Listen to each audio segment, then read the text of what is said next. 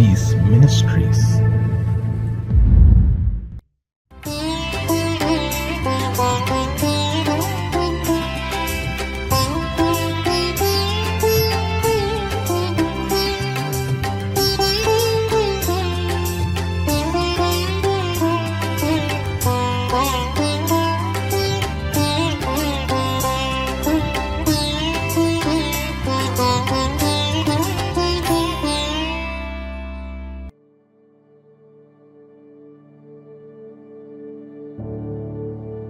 கர்த்தருடைய பரிசுத்த நாமம் மகிமைப்படுவதாக. ஆண்டவராகிய இயேசு கிறிஸ்துவின் நாமத்தில் உங்கள் யாவரையும் வாழ்த்துகிறேன். நம்முடைய காட் கோ சீஸ் மினிஸ்ட்ரீஸின் யூடியூப் சேனல் வாயிலாக இந்த நாளில் உங்களை சந்திப்பதில் நான் மிக்க மகிழ்ச்சி அடைகிறேன். அன்பான தேவனுடைய பிள்ளைகளே, இன்று நான் தியானிக்க போகும் வேத வசனம் நமக்கு மிகவும் ஆறுதலையும் நம்பிக்கையையும் தைரியத்தையும் கொடுக்கிற ஒரு வாக்குத்தத்தமாய் இருக்கிறது. நாம் ஒவ்வொருவரும் வாழ்க்கையில் ஒரு காரியத்தை அனுபவித்திருக்கிறோம். நம்முடைய வாழ்க்கையில் எல்லா நாளும் ஒரே மாதிரியாக இருப்பதில்லை. சில நாட்களில் எல்லாம் நன்றாக இருக்கும். சில நாட்களில் நாம் எதிர்பார்க்காத சோதனைகள், கண்ணீர், வேதனைகள், இழப்புகள், நோய்கள், குடும்ப பிரச்சனைகள், பொருளாதார நெருக்கடிகள், ஊழிய சவால்கள் அனைத்தும் நம்மை சூழ்ந்து கொள்கின்றன. அப்படிப்பட்ட நேரங்களில் நம்முடைய மனதில் ஒரு கேள்வி எழுகிறது. கர்த்தாவே, நான் உம்முடைய பிள்ளை என்றால் ஏன் இந்த பாதை? நான் எப்போதும் ஜெபிக்கிறேன், இருந்தும் ஏன் இந்த கண்ணீர்? நான் உம்மையே எப்போதும் நம்புகிறேன், ஆகிலும் ஏன் இந்த சோதனை? இந்த கேள்விகள் அனைத்திற்கும் தேவன் தமது வாக்குத்தத்த வார்த்தையினால் பதிலளிக்கிறார். அந்த வாக்குத்தத்த வார்த்தையை உங்களுக்காக நான் வாசிக்கிறேன். கவனமாக கேளுங்கள். ஏசாயா தீர்க்கதரிசியின் புஸ்தகம் 43ஆம் அதிகாரம் 2ஆம் வசனம். நீ தண்ணீர்களை கடக்கும்போது நான் உன்னோடு இருப்பேன். நீ ஆறுகளை கடக்கும்போது அவைகள் உன்மேல் பொருளுவதில்லை. நீ அக்கினியில் நடக்கும்போது வேகாதிருப்பாய். அக்கினி ஜுவாலை உன் பேரில் பற்றாது. இந்த வேத பகுதியிலிருந்து சோதனைகளின் நடுவில் தேவ பிரசன்னம் என்பதை குறித்து நாம் தியானிக்கலாம். கிறிஸ்துவுக்குள் பிரியமானவர்களே, பிரச்சனைகள் இல்லாத வாழ்க்கையை தேவன் ஒருபோதும் வாக்களிக்கவில்லை. உலகத்தில் அனைத்தும் நமக்கு சாதகமாக இருக்கும் என்று நாம் எதிர்பார்க்க முடியாது. ஆனால் எந்த சூழ்நிலை வந்தாலும் கர்த்தருடைய பிரசன்னம் அந்த இடத்தில் நம்மோடு இருக்கும் என்று உறுதியை மட்டும் தேவன் நமக்கு கொடுத்திருக்கிறார். சோதனைகள் நமக்கு வரும், ஆனால் அந்த சோதனைகளின் நடுவில் கர்த்தர் நம்மோடு இருப்பார் என்பதுதான் அவருடைய வாக்குத்தத்தம். நீங்கள் இன்று எந்த சூழ்நிலையில் இருந்தாலும் இந்த வசனத்தின் மூலம் தேவன் உங்களோடு பேசுகிறார். நீங்கள் ஒருவேளை கண்ணீரோடு இருக்கலாம், உடைந்த இருதயத்தோடு இந்த செய்தியை கேட்கலாம். எதிர்காலம் உங்கள் பார்வைக்கு இருளாக தோன்றலாம். குடும்பத்தில் போராட்டங்கள் இருக்கலாம், ஊழியத்தில் சோர்வு இருக்கலாம். ஆனால் நாம் திடமாக முன்னேறி செல்வதற்கு கர்த்தர் இந்த வசனத்தின் மூலமாக நம்மோடு பேசுகிறார். மகனே, மகளே, நீ தனியாக இல்லை, நான் உன்னோடு இருக்கிறேன் என்று வாக்களிக்கிறார். இப்போது நாம் வாசித்த வசனத்திலிருந்து தேவன் நமக்கு சொல்லும் முக்கியமான சில சத்தியங்களை நாம் தியானிப்போம். முதலாவது, வாழ்க்கையின் ஆரம்ப சோதனைகளில் தேவன் நம்மோடு இருக்கிறார். நீ தண்ணீர்களை கடக்கும்போது நான் உன்னோடு இருப்பேன். அன்பானவர்களே, இந்த வசனத்தில் தேவன் முதலில் குறிப்பிடுவது தண்ணீர் பற்றிதான். ஒரு விசுவாசியின் வாழ்க்கையில் தண்ணீர்கள் போன்ற சோதனைகள் வரும் என்று தேவன் ஒரு உண்மையை நமக்கு அறிவிக்கிறார். நாம் ரட்சிக்கப்பட்டு விட்டோம் என்பதற்காக சோதனைகள் வராது என்று வேதாகமும் சொல்லவில்லை. நாம் தேவனை பின்பற்றுகிறோம் என்பதற்காக நமக்கு கண்ணீர் வராதென்றும் சொல்லப்படவில்லை. சில நேரங்களில் நாம் இப்படி சிந்திக்கிறோம், நான் கர்த்தருக்கு உண்மையாக வாழ்கிறேன், அப்படி இருக்கும்போது எனக்கு ஏன் இந்த பிரச்சனை? ஆனால் உண்மை என்ன தெரியுமா? தேவன் பிரச்சனைகள் வராதது என்றோ அவைகளை மாற்றுவேன் என்றோ வாக்களிக்கவில்லை. பிரச்சனைகள் நடுவிலும் அவர் நம்மோடு இருப்பார் என்பதை வாக்களிக்கிறார். தண்ணீர் எதை குறிக்கிறது? வேதாகமத்தில் தண்ணீர் பல இடங்களில் பல அர்த்தங்களில் பயன்படுத்தப்படுகிறது. இந்த வசனத்தின் அடிப்படையில் பார்க்கும்போது நம்மை மூழ்கடிக்க முயற்சிக்கும் சோதனைகளையும் நெருக்கடிகளையும் குறிக்கிறது.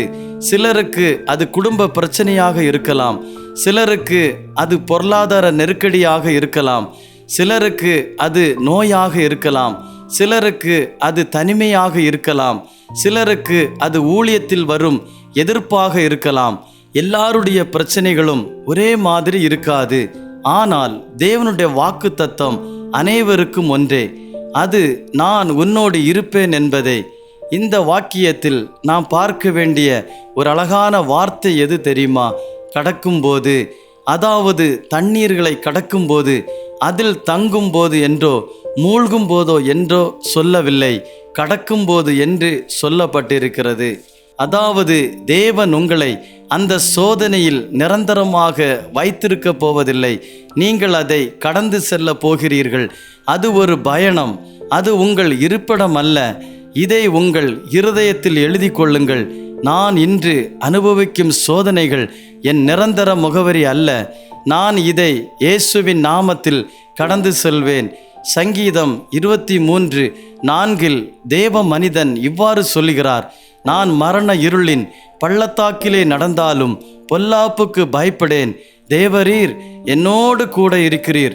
சோதனைகளும் பிரச்சனைகளும் நம்முடைய நிரந்தர இடங்கள் அல்ல, அது நாம் கடந்து செல்லும் பாதைகள். அந்த பாதைகளில் தேவன் நம்மோடு கூட பயணிக்கிறார். அவருடைய சமூகம் நமக்கு முன்பாக செல்கிறது. அவருடைய பிரசன்னம் நம்மோடு இருக்கிறது. இதை விசுவாசித்து ஆமேன் என்று சொல்லுவோம். இரண்டாவது, கட்டுப்படுத்த முடியாத சூழ்நிலைகளிலும் தேவன் நம்மை பாதுகாக்கிறார். நீ ஆறுகளை கடக்கும்போது அவைகள் உன்மேல் புரளுவதில்லை. அன்பான தேவனுடைய பிள்ளைகளை, தேவன் முதலில் தண்ணீர் என்று சொல்லுகிறார். இப்போது அவர் இன்னும் ஒரு படி மேலே சென்று ஆறுகள் என்று கூறுகிறார்.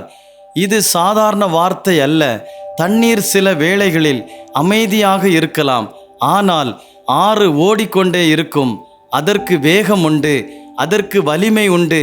அது எதிரில் இருப்பதை இழுத்து செல்லும் சக்தி கொண்டது. தேவன் தண்ணீரோடு நிறுத்தாமல் ஏன் ஆறுகள் என்று சொல்லுகிறார் தெரியுமா? ஏனென்றால் வாழ்க்கையில் சில சோதனைகள் சிறியதாக இருக்கும், ஆனால் சில சோதனைகள் நம்முடைய கட்டுப்பாட்டை முழுவதுமாக மீறிவிடும். சில நேரங்களில் நாம் இப்படி சொல்லுவோம், இந்த பிரச்சனையை என்னால் சமாளிக்க முடியவில்லை, இந்த இழப்பிலிருந்து நான் எப்படி மீளப் போகிறேன் என்று தெரியவில்லை, என்னுடைய வாழ்க்கையே என் கையை விட்டு நழுவி போவது போல் இருக்கிறது என்றெல்லாம் சொல்லுகிறோம். இதுதான் அந்த ஆறுகள். ஆறுகள் என்பது நம்மால் கட்டுப்படுத்த முடியாத சூழ்நிலைகள். ஆறுகள் என்பது திடீரென்று வாழ்க்கையை மாற்றிவிடும் பிரச்சனைகள். ஆறுகள் என்பது நம்மை இழுத்து செல்ல முயற்சிக்கும் சோதனைகள். ஆறுகள் என்பது நம்முடைய நம்பிக்கையை இழக்க செய்ய முயற்சிக்கும் வேதனைகள்.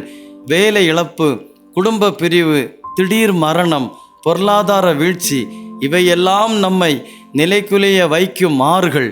ஐயோ, நான் இந்த ஆறுகளில் அடித்து செல்லப்படுவேனோ என்று நாம் பயப்படும் வேளையில் பயப்படாதே, அவைகள் உன்மேல் பொருளுவதில்லை என்று தேவன் சொல்லுகிறார்.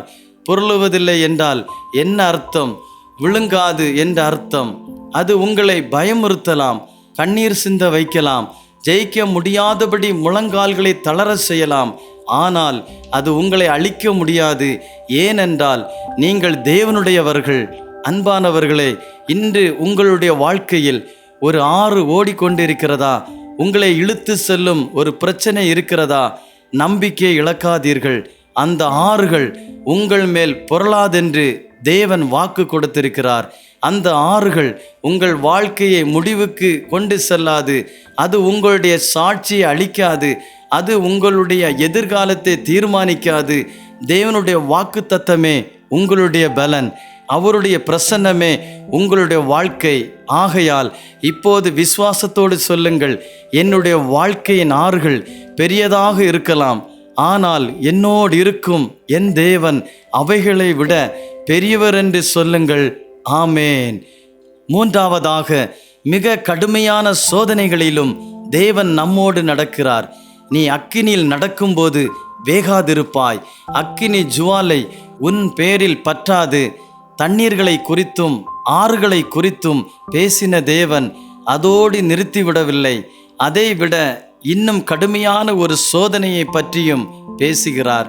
இதுவரை தேவன் தண்ணீர்கள் ஆறுகள் என்று பேசினார். இப்போது அவர் இன்னும் தீவிரமான ஒரு உருவகத்தை பயன்படுத்துகிறார். அது அக்கினி. தண்ணீர் நம்மை மூழ்கடிக்க முயற்சிக்கும், ஆனால் அக்கினி நம்மை எரித்துவிட முயற்சிக்கும். வாழ்க்கையில் சில சோதனைகள் நம்மை கவலைப்படுத்தும், ஆனால் சில சோதனைகள் நம்மையே அழித்துவிடும் அளவிற்கு கடுமையாக இருக்கும். ஒரு தாயை இழந்த பிள்ளை, ஒரு குழந்தையை இழந்த பெற்றோர், மரணத்துக்கு ஏதுவான கொடிய வியாதியினால் பாதிக்கப்பட்ட ஒருவர், பல ஆண்டுகளாக போராடி ஜெபித்தும் பதில் கிடைக்காத ஒரு விசுவாசி, அநியாயமாக குற்றம் சாட்டப்பட்ட ஒரு தேவ மனிதன். இவர்களை கற்பனை செய்து பாருங்கள். இந்த சோதனைகள் வெறும் தண்ணீர் அல்ல, இவை அனைத்தும் அக்கினிகள். அக்கினி எதை குறிக்கிறது? கடுமையான சோதனை, துன்புறுத்துதல், இழப்பு, விசுவாச சோதனை ஆகியவற்றை குறிக்கிறது. பேதுரு தன்னுடைய முதலாவது நிருபம் 4ஆம் அதிகாரம் 12ஆம் வசனத்தில் இவ்வாறு எழுதுகிறார்: பிரியமானவர்களே, உங்களை சோதிக்கும்படி உங்கள் நடுவில் பற்றி எரிகிற அக்கினியை குறித்து ஏதோ புதுமையென்று திகைக்க வேண்டாம். அதாவது விசுவாசியின் வாழ்க்கையில் அக்கினி வருவது விசித்திரமல்ல என்பதே அதன் அர்த்தம்.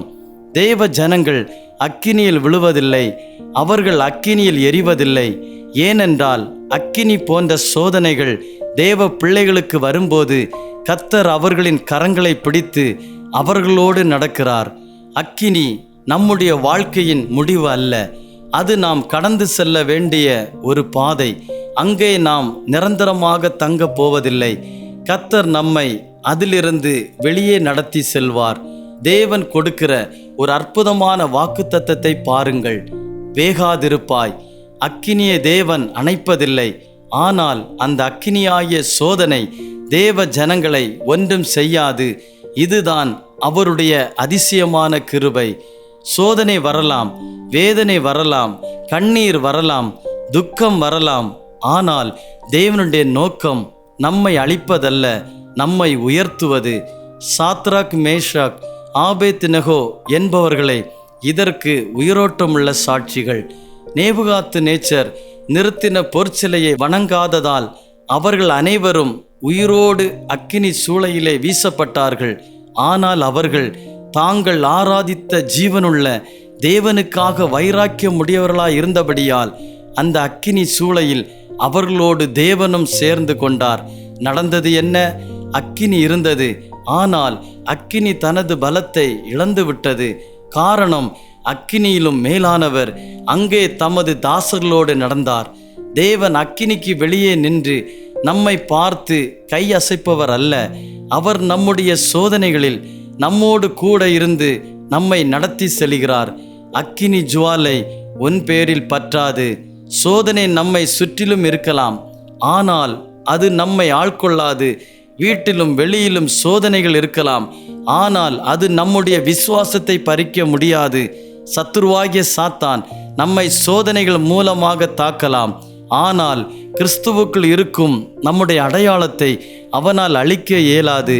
ஏனென்றால் கர்த்தர் நம்மோடு இருக்கிறார். அன்பான சகோதரர்களே, ஒருவேளை நீங்கள் இன்று அக்கினி போன்ற சோதனைகள் நடுவில் இருக்கலாம். கர்த்தாவே, எனக்கு ஏன் இந்த பாதை என்று நீங்கள் கேட்கலாம். ஆண்டவர் சொல்லுகிறார், மகனே, மகளே, நீ தனியாக நடக்கவில்லை, நானும் உன்னோடு இருக்கிறேன். ஆம், கர்த்தர் நம்மோடு இருக்கிறார். அக்கினி எவ்வளவு சூடாக இருந்தாலும் அக்கினியை விட கர்த்தரின் பிரசன்னம் வல்லமை உள்ளது என்பதை விசுவாசியுங்கள். இன்றைய தியானத்தில் ஏசாயா தீர்க்கதரிசியின் புஸ்தகம் 43ஆம் அதிகாரம் 2ஆம் வசனத்திலிருந்து நாம் 3 முக்கிய சத்தியங்களை தியானித்திருக்கிறோம். முதலாவது, வாழ்க்கையின் ஆரம்ப சோதனைகளில் தேவன் நம்மோடு இருக்கிறார். இரண்டாவது, கட்டுப்படுத்த முடியாத சூழ்நிலைகளிலும் தேவன் நம்மை பாதுகாக்கிறார்.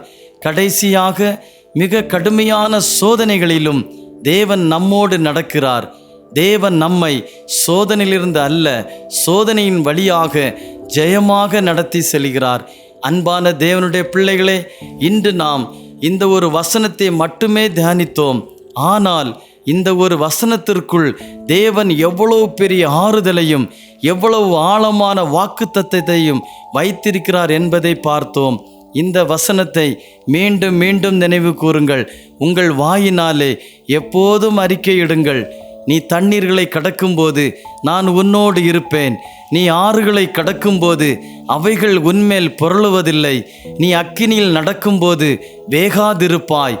அக்கினி ஜுவாலை உன் பேரில் பற்றாது. இந்த வசனத்தில் தேவன் சோதனைகளை பற்றி அதிகமாக பேசவில்லை, தம்முடைய பிரசன்னத்தை பற்றி தான் அதிகமாக பேசுகிறார். நாம் இதுவரை நம்முடைய வாழ்க்கையில் வரும் சோதனைகளை மட்டுமே பார்த்து கொண்டிருக்கிறோம்.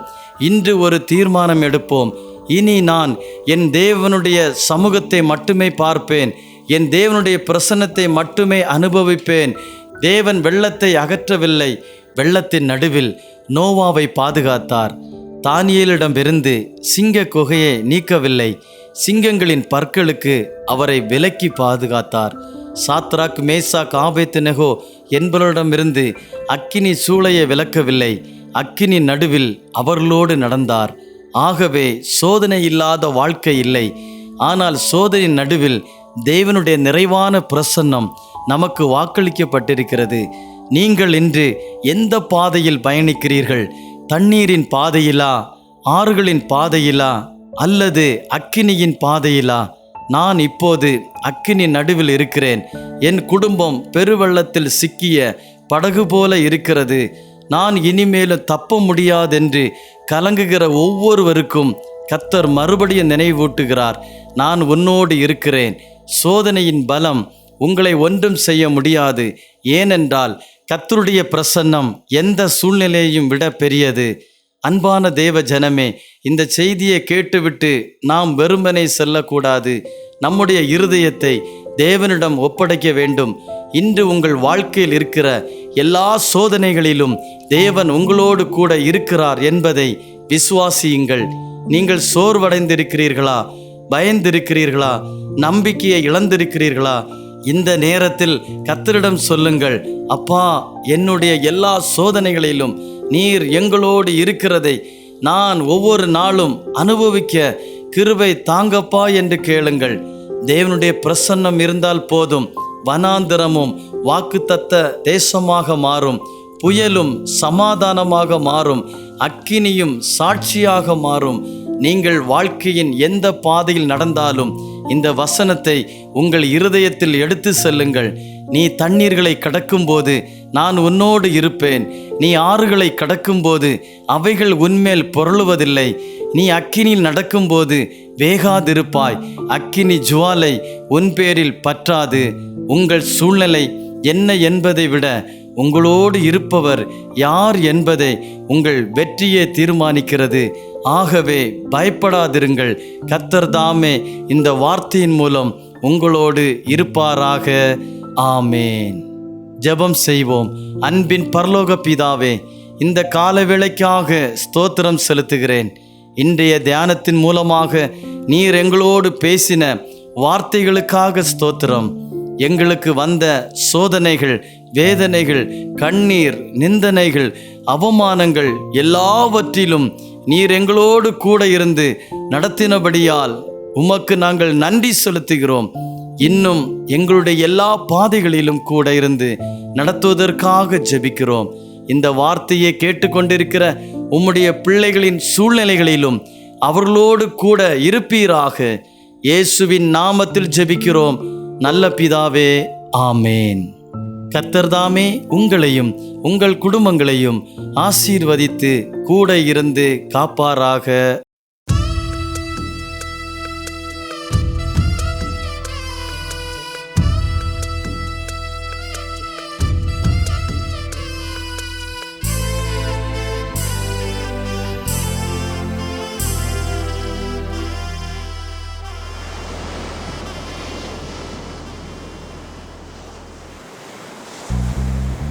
தண்ணீர்கள் கடக்கும் போது என்னோடு இருக்கின்றீர்.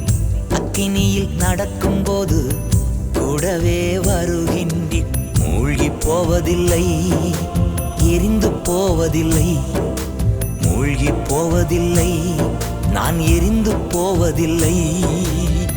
தண்ணீர்கள் கடக்கும் போது என்னோடு இருக்கின்றீர்.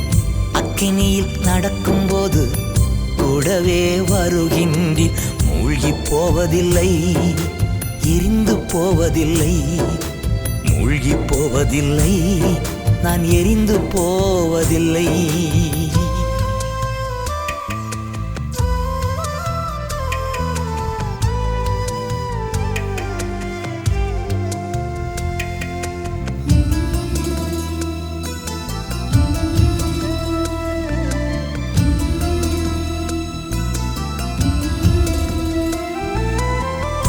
என்மேல் அன்பு கூர்ந்து எனக்காய் இரத்தம் சிந்தி, என்மேல் அன்பு கூர்ந்து எனக்காய் இரத்தம் சிந்தி, என் பாவம் கழுவி விட்டீரே. எனக்கு விடுதலை தந்து விட்டீரே. என் பாவம் கழுவி விட்டீரே. எனக்கு விடுதலை தந்து விட்டீரே. நன்றி ஐயா, நன்றி ஐயா, நன்றி ஐயா, நன்றி ஐயா. தண்ணீர்கள் கடக்கும் போது என்னோடு இருக்கின்றீர். அக்கினியில் நடக்கும் போது கூடவே வருகின்றீர். மூழ்கி போவதில்லை, எரிந்து போவதில்லை. மூழ்கி போவதில்லை, நான் எரிந்து போவதில்லை.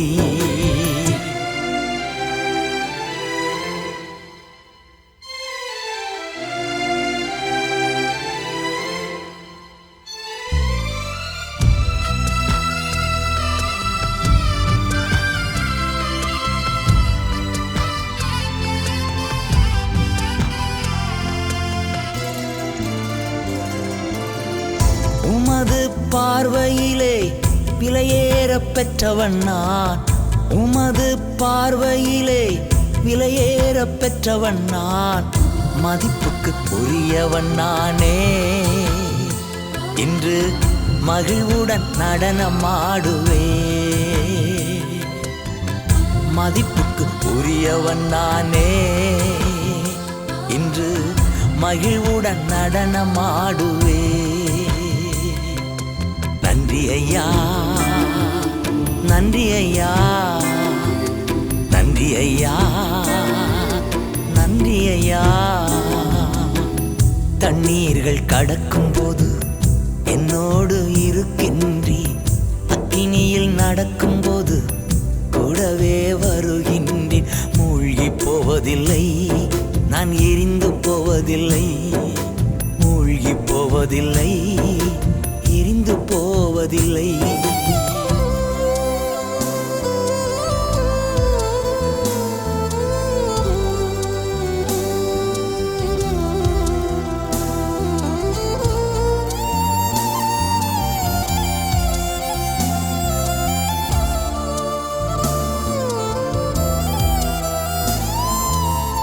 பாலைவன வாழ்க்கையிலே பாதைகள் காணச் செய்தீர்.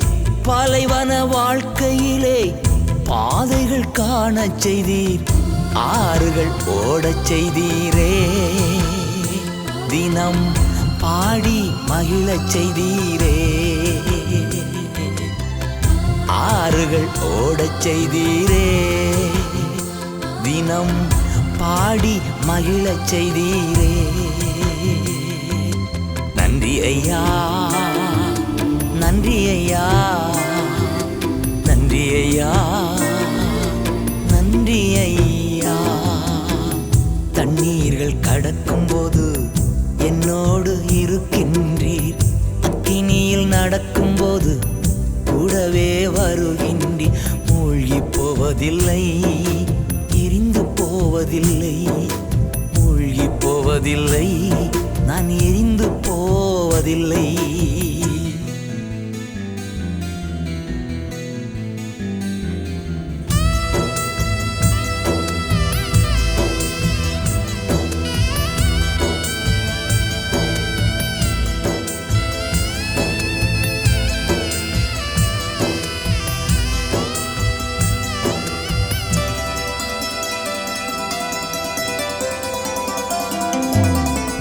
பெற்ற தாய் தனது பிள்ளையை மறந்தாலும், பெற்ற தாய் தனது பிள்ளையை மறந்தாலும், நீர் என்னை மறப்பதில்லையே. உமது உள்ளங்கையில் பொறித்து வைத்துள்ளீ. நீர் என்னை மறப்பதில்லையே. உமது உள்ளங்கையில் பொறித்து வைத்துள்ளீ. நன்றி ஐயா, நன்றி ஐயா, நன்றி ஐயா, நன்றி ஐயா. கண்ணீர்கள் கடக்கும் போது என்னோடு இருக்கின்றி. அக்கினியில் நடக்கும் போது கூடவே வருகின்றி. மூழ்கி போவதில்லை, எரிந்து போவதில்லை. மூழ்கி போவதில்லை, எரிந்து போவதில்லை. மூழ்கி போவதில்லை, எரிந்து போவதில்லை.